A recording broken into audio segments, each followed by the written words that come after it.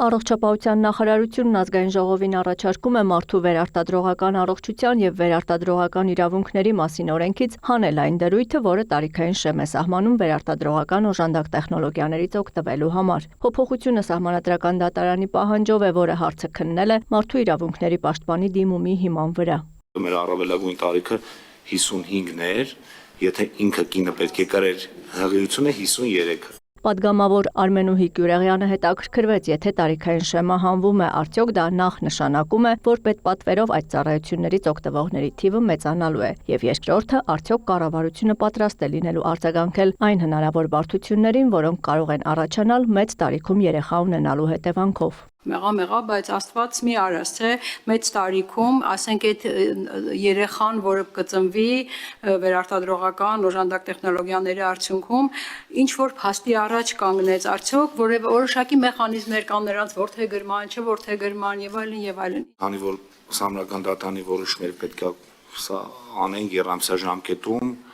սա մենք կատարում ենք, իհարկե մենք մտածում ենք այնպիսի սահմանափակումների մասին, ոչ տարիքայինի հետ կապված, որպեսզի հաշվի առնենք եւ ապագա ծնողի առողջական վիճակը եւ այլն, որը մոտակայքում մոտ ժամանակներս մենք դա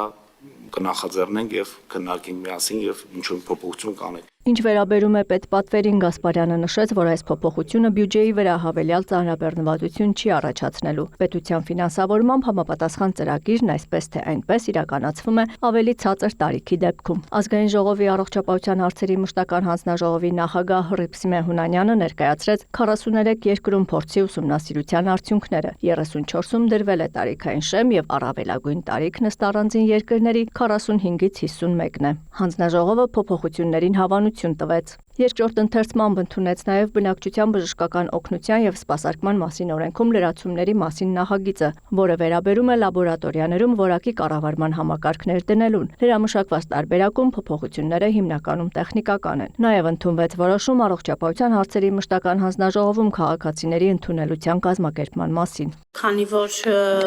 մենք պետք է ամեն ամիս քաղաքացիների հետ հանդիպենք եւ լսենք մեր քաղաքացիներին, ես կարծում եմ, որ սա կարևոր է ժամանակացույցով